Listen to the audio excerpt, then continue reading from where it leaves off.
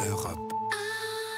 Claire Azan, bonjour. Bonjour Philippe, bonjour à tous. Et avec vous, nous allons nous pencher ou nous repencher sur le compte Twitter de Trump. La semaine dernière, un employé de Twitter s'est fait plaisir. Il a désactivé son compte pendant 11 minutes et il est devenu un héros sur Internet. Mais 11 minutes pour certains, c'est beaucoup trop court. Et oui, le rêve ultime, bannir définitivement Donald Trump de Twitter. Une armée de l'ombre travaille à sa destitution numérique. Dans un instant, Village Média va vous révéler son plan secret.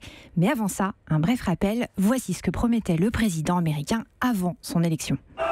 You know, I tweeted today, @real Donald Trump, I tweet. Don't worry, I'll give it up after I'm president. We won't tweet anymore, I don't think. Et oui, je ne tweeterai plus quand je serai président. Il avait dit ça. Oui, une belle promesse de campagne, non tenue donc. Et puisque Trump ne veut plus quitter Twitter, eh bien c'est Twitter qui doit se débarrasser de Trump. Nom de code de l'opération, Do It Jack, fais-le Jack. Jack, bien sûr, c'est Jack Dorsey, le fondateur du réseau social. Avec ce hashtag, les internautes lui réclament depuis des mois d'expulser le président de sa plateforme. Ils sont très très mignons ces internautes, mais est-ce qu'ils ont des arguments? Eh bien oui, ils en ont. Leur premier, c'est que Trump enfreint les règles d'utilisation de Twitter, harcèlement, insultes à tout va, contre CNN notamment. Son conseiller, Roger Stone, vient d'ailleurs d'être exclu précisément pour ces raisons. Alors pourquoi pas le président ? Deuxième argument, les tweets de Trump sont devenus une menace pour la sécurité nationale. Mal luné, on le sait, l'homme peut déclencher une guerre nucléaire juste avec ses gros pouces et son vieux téléphone Android. Ses derniers tweets envers la Corée du Nord en sont bien la preuve. Alors si j'ai bien compris, la destitution du président, c'est très très complexe, c'est pas gagné, mais ça pourrait se faire, la destitution numérique.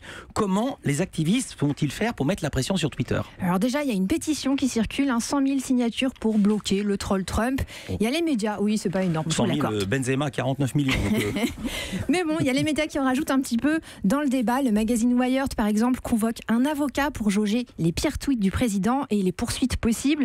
Dans un éditorial du Guardian, on peut carrément lire « Twitter pourrait changer le monde en virant Trump ». Mais je vais vous dire le plan secret. Le vrai, il vient d'une ancienne agent de la CIA, Valerie Plame Wilson. Elle a lancé une cagnotte en ligne pour racheter Twitter et virer Trump. Mais bien sûr, mais pourquoi on n'y avait pas pensé avant? Jusqu'ici, elle a récolté $90 000.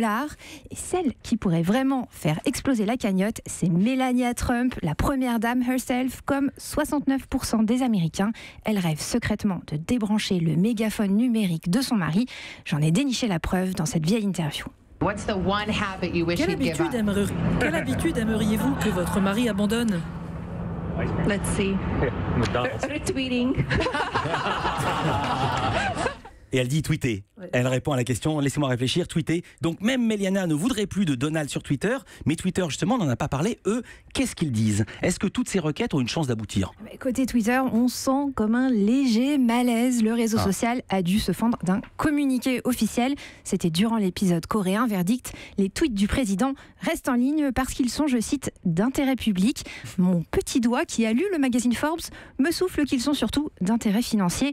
Les tweets du président repris dans tous les médias rapporteraient 2 billions de dollars d'équivalent publicitaire à la firme américaine. C'est quoi des billions? C'est des milliards? C'est beaucoup de millions. Oui, je me doute que c'est beaucoup. Prends-moi pour une truffe. En tout cas, si on ne peut plus compter ni sur la CIA, ni sur Twitter, ni sur personne, comment à faire? Est-ce que le rêve de la destitution numérique du président s'éloigne? Eh ben, vous me connaissez Philippe, je ne suis pas du genre à vous laisser comme ça en plan, en fin de chronique, sans solution. Alors j'ai trouvé un site où l'on peut fabriquer de faux tweets de Donald Trump. Ça s'appelle faketrumptweets.com. Sur celui que je vous ai fabriqué, il est marqué « Allez, tchuss Philippe, je quitte Twitter ». C'est signé Donald Trump. Merci beaucoup Claire Azan. Europe 1.